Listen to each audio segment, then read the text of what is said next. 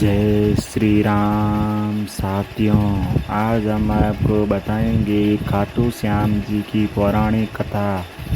महाभारत काल के लगभग 5,500 वर्ष पहले एक महान आत्मा का अवतरण हुआ, जिसे हम भीम के पौत्र बर्बरीक के नाम से जानते हैं।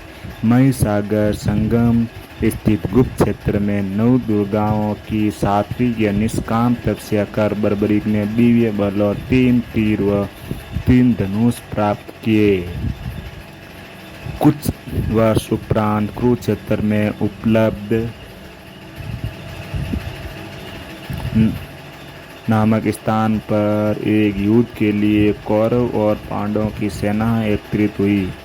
युद्ध का शंखनाद होने ही वाला था कि वह वृत्तांत बर्बरीक को ज्ञात हुआ। उन्होंने अपनी माता का आशीर्वाद ले युद्ध भूमि की तरफ प्रस्थान किया। उनका इरादा था कि युद्ध में जो भी हारेगा उसकी सहायता करूंगा। भगवान श्री कृष्ण को जब यह वृत्तांत ज्ञात हुआ तो उन्होंने सोचा कि ऐसी स्थिति में युद्ध कभी समाप्त नहीं होने वाला है। अतः उन्होंने ब्राह्मण का वेश धारण कर बर्बरीक का मार्ग रोककर उनसे पूछा कि आप कहाँ प्रस्थान कर रहे हैं। बर्बरीक ने अपना ध्येय बताया कि वह कुरुक्षेत्र जाकर अपना कर्तव्य निर्वाह करेंगे। इस पर ब्राह्मण रूप में श्री कृष्ण ने उन्हें अपना कौशल दिखाने को कहा। बर्बरीक ने एक ही तीर से पेड़ के सभी पत्तों को छेद दिया, सिवाय एक पत्ते के जो श्री कृष्ण ने अपने पैर के नीचे दबा दिया था। बर्बरीक ने ब्राह्मण रूपी श्री कृष्ण से प्रार्थना की कि वह अपना पैर पत्ते के ऊपर से हटाए, वरन आपका पैर घायल हो सकता है। श्री कृष्ण ने अपना पैर हटाया व बर्बरीक से एक वरदान मांगा। बर्बरीक ने कहा, हे यजमान, आप जो चाहे मांग सकते हैं, मैं वचन का पूर्ण पालन करूंगा। ब्राह्मण रूपी श्री कृष्ण ने शीश दान मांगा। यह सुनकर बर्बरीक तनिक भी नहीं विचलित हुए, परंतु उन्होंने श्री कृष्ण को अपने वास्तविक रूप में दर्शन देने की बात कही, क्योंकि कोई भी साधारण व्यक्ति यह दान नहीं मांग सकता। तब श्री कृष्ण ने अपने वास्तविक रूप में प्रकट हुए। उन्होंने महाबली त्यागी तपस्वी वीर बर्बरीक का मस्तक रणचंडिका को भेंट करने के लिए मांगा और साथ ही वरदान दिया कि कलयुग में तुम मेरे नाम से जाने जाओगे, मेरी शक्ति तुम में निहित होगी, देवगण तुम्हारे मस्तक की पूजा करेंगे।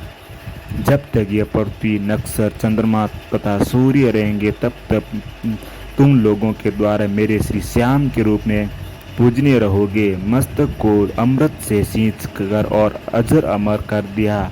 मस्तक ने संपूर्ण महाभारत का युद्ध देखा एवं युद्ध में निर्णायक भी रहे।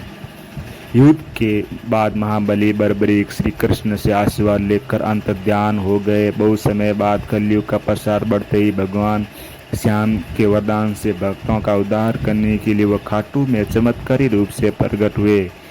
एक गाय घर जाते समय रास्ते में एक स्थान पर खड़ी होकर चारों थनों से दूध की धाराएं बहती थी। जब ग्वाले ने यह दृश्य देखा तो सारा वृत्तांत भक्त नरेश को सुनाया। राजा भगवान का स्मरण कर भाव विभोर हो गया। सौपन में भगवान श्री श्याम देव ने प्रकट होकर कहा, मैं श्याम देव हूँ। जिस स्थान पर गाय ने के थन से दूध निकला वह मेरा शालिग्राम शिलारू विग्रह है। खुदाई करके विधि विधान से प्रतिष्ठ करवा दो। मेरे इस शिला विग्रह को पूजने से जो खाटू आएगा उनका सब प्रकार से कल्याण होगा। खुदाई से प्राप्त शिलारू विग्रह को विविध शास्त्रों के अनुसार प्रतिष्ठ करवाया गया। चौहान राजपूतों ने नर्मदार कंवर हुई। उन्होंने जिस विग्रह को आतताई किया विध्वंस से बचाने हेतु झोंपड़े में रखा। यह सेवा